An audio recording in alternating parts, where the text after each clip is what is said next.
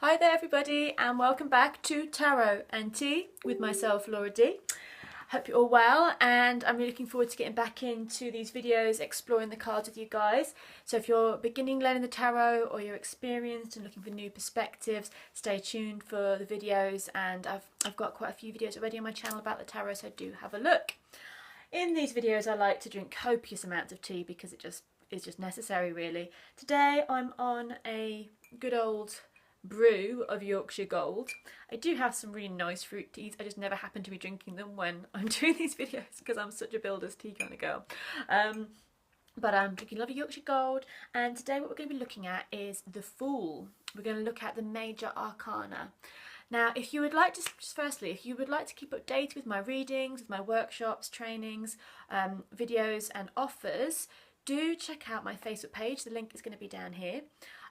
Because on the Facebook page I do daily tarot cards or oracle cards to look at the energies of the day. So if you're learning and want to find out more about the cards and more how to tune in, it's really worth having a little look. And also it's nice to see how those cards relate to what's going on for you in your day. So in these videos we just have a snippet, a little look at the cards. You know, I was just thinking this morning about this, and we could do a whole day on the Fool, sorry. We could do a whole year on the Major Arcana, but we could do a whole day on the Fool, and I think at the end of it we'd still have more things to learn. This is the beauty of the tarot. I've been doing this for over a decade, and there's still, you're never at the end of your journey. You never know it all, and I love that about it. You're always learning more things, seeing more things, exploring more myths and ideas about the cards. And so it's just me a snippet, and if you'd like to find out more about learning the cards, do stay tuned and I'll show you and tell you how you can. But to get started, on the Major Arcana, which is the major cards of the tarot, the real archetypes, the events in your life or in your journey which are going to be intense and maybe represent themes and cycles or powerful energies that you're working with. Whereas the minor arcana could be more about everyday occurrences, moods that are shifting, people and things in your life. The major represent many mysteries, beautiful, powerful times, terrifying changes, and parts of the human psyche and journey that we explore. So we're starting off with 0, the Fool. Now the Major Arcana, there's 22 cards in the Major Arcana, and the first one is not number 1, it's 0. So a circle, a cycle with no beginning and no end. And that is how it is with the tarot. There is no beginning and no end. So just as you're starting a new journey with the Fool, you may be ending something else. So it's cycles and rebirth. So I like the fact that we have it, and you can have that if you prefer at the end. You know, the Fool can be the last card after number 21. You know, you could have the Fool there if you preferred. But generally speaking, we have the Fool as the first card. Now I'm showing you the Fool here, which is from Aleister Crowley and the Thoth deck. So we're looking at the Thoth deck first of all.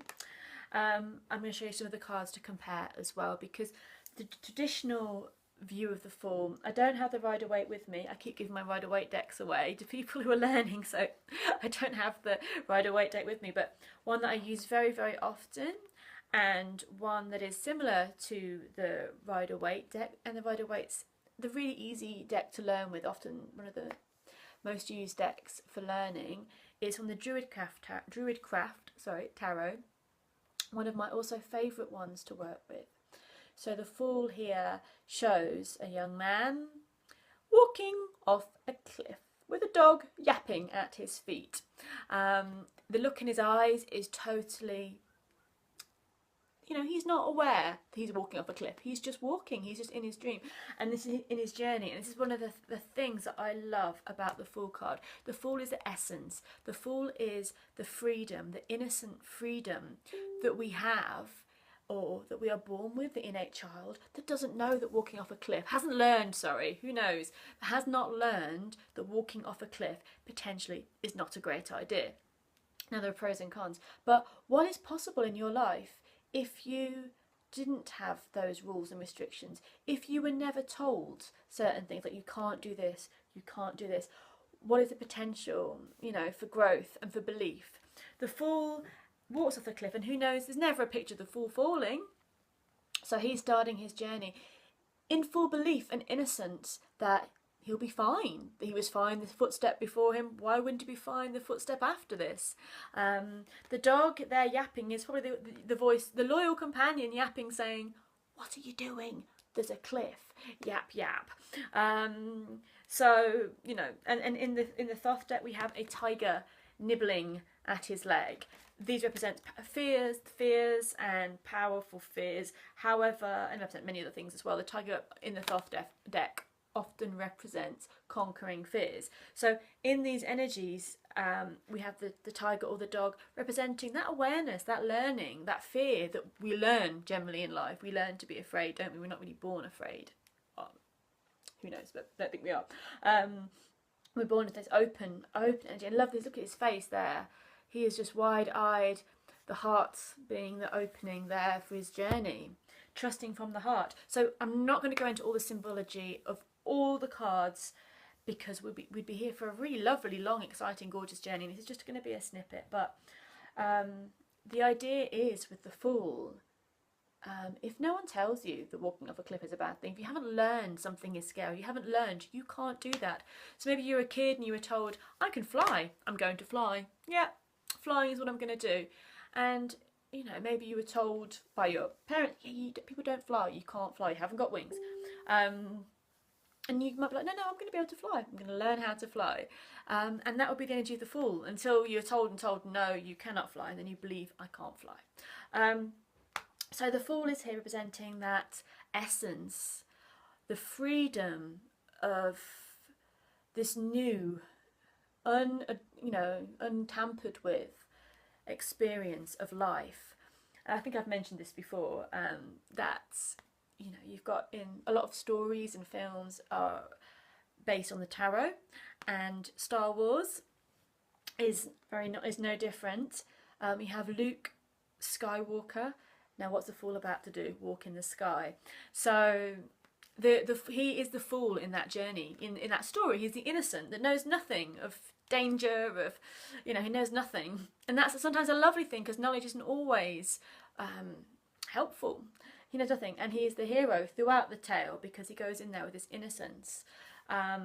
Maybe whining, annoying innocence at some parts of Star Wars, but innocence all the same. So yeah, he's Luke Skywalker walking in the sky, so he's very obviously representing the Fool.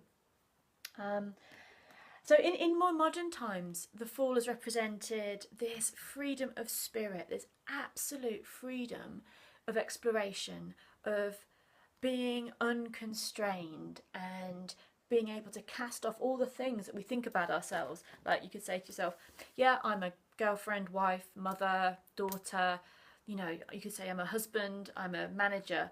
And these sometimes roles and these things, they come to define you to a point.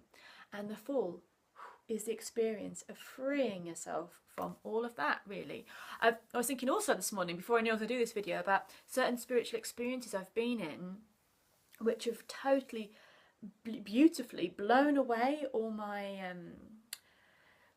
barriers and boundaries about who I am. I'm this person in this situation doing this, and to reveal this essence that is immortal, that is you know, that is free and in love with the universe, and just like looking at everything with such awe and wowness, and how amazingly powerful those moments and those experiences have been.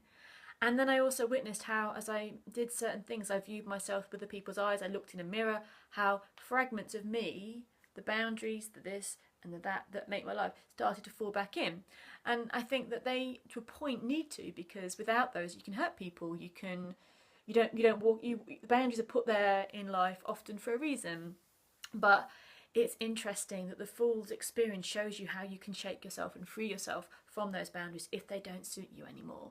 So that's kind of interesting thing about the Fool. So this is a new start, a new journey. People often call in modern day, looking at these, looking at the tarot and looking at the cards, the Major Arcana is often called the Fool's journey, because it's all about the Fool going through the different experiences of life to become a different being, a different soul. And this is the fresh essence of somebody, the fresh essence of the beginning. So there's so much more symbology. Again, we'll look at that later and another time. But He carries little with him. He carries a few important things with him. He's very open. In Emily Carding's Tarot of the She, the Fool just is leaping joyfully, wildly into the unknown. In the Animals Divine Tarot, we have the Fool as the coyote, the trickster. And this is really interesting. I don't know a lot of Native American stories off by heart or anything like this, but I know that the trickster's obviously, the coyote is obviously an important catalyst in a lot of these stories.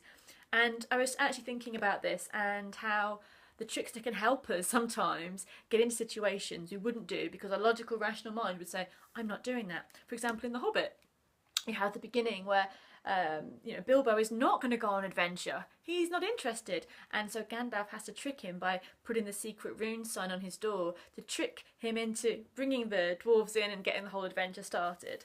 Sometimes the trickster can put us into situations we wouldn't choose to get in because he's tricking us, he's playing us. But it's because we're maybe too solid and rigid, too open to new experiences. Again, that's a positive side. Of course, there's negative sides as well. The trickster being tricked, being fooled, being foolish.